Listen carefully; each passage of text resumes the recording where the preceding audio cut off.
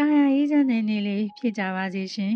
။ဘဝမှာမမေ့နိုင်တဲ့စကားတစ်ခုမလွတ်ချနိုင်တဲ့အမှတ်တရတစ်ခုကြောင့်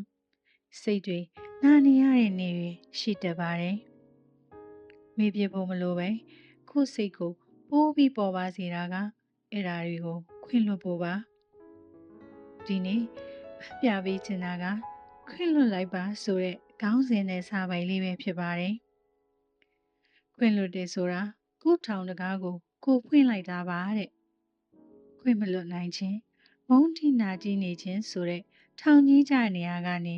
ထောင်တကားကြီးကိုဘာသာဖွင့်ပြီးထောင်ပြေရောက်သွားပြီလို့ကိုမြင်အောင်ကြည့်လိုက်ရင်ဘလောက်လွတ်လပ်နေမလဲဘလောက်ပျော်ဖို့ကောင်းလိုက်မလဲစိတ်ပြက်စရာစိတ်ဆိုးစရာမချေနဲ့စရာဟာဘလောက်သေးငယ်တာပဲဖြစ်ပါစေအဲ့ဒီစိတ်ပြက်စရာစိတ်ဆိုးစရာကိုစိတ်ထဲမှာချားနေရင်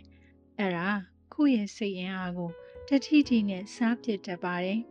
။ခွင့်လွှတ်တယ်ဆိုတာသူ့လုပ်ရက်တွေကိုကောင်းပါတယ်။တင့်ပါတယ်လို့ခံယူလိုက်တာမဟုတ်ပါဘူး။ခွင့်လွှတ်တယ်ဆိုတာကိုပို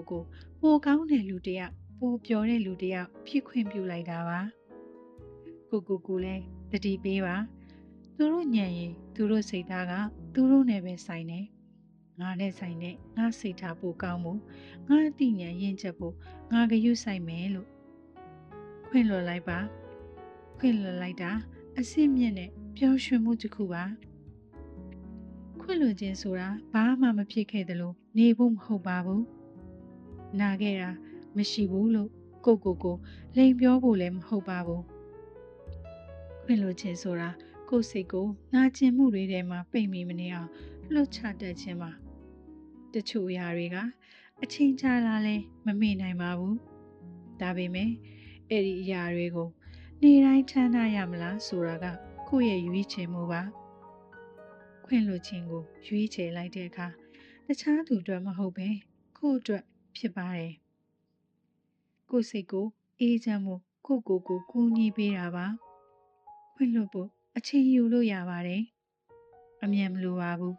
ဒီနေ့မရရင်မနေ့ပြန်လဲရပါတယ်ကိုယ်စိတ်ကနာကျင်မှုကိုလွတ်ချနိုင်တဲ့အခါခွင့်လွှတ်ခြင်းကနေရာယူလာရင်ကိုယ်စိတ်ကပိုးပြီးပျော်ရွှင်လာပါတယ်ခွင့်လွှတ်လိုက်ခြင်းကအားနည်းခြင်းမဟုတ်ပါဘူးကိုပိုးချစ်တဲ့လက္ခဏာပါဘဝမှာခွင့်လွှတ်စရာတွေကြံနေသေးရင်ခွင့်လွှတ်ရမယ့်အကြောင်းတွေဖြစ်လာရင်ကိုယ်စိတ်ကိုပေါ်ပါစေဖို့ခွင့်လွှတ်ခြင်းကိုသာရွေးချယ်ပါဒီခွင့်လွှတ်ခြင်းတွေကတခြားသူတွေအတွက်မဟုတ်ပဲကိုယ်စိတ်အတွက်ဆိုတာနားလည်ရင်နေ့ရက်တိုင်းဟာအေးချမ်းမှာပါနော်နာကျင်မှုတွေစုပ်ကိုင်မထားပဲခွင့်လွှတ်ခြင်းတွေကိုသာရွေးချယ်တတ်ကြပါစေခွင့်လွှတ်နိုင်ပြီဆိုရင်လေကိုကျေးဇူးတင်စကားလေးပြောလိုက်ပါဦးနော်ဒီစာပိုင်လေးကိုအဆုံးထိနားဆင်ပြီးလို့ကျေးဇူးများကြီးတင်ပါတယ်ရှင်ပျော်ရွှင်ခြင်းတွေနဲ့အတူတူလွတ်လပ်ခြင်းတွေအမြဲထပ်တူကြပါစေ။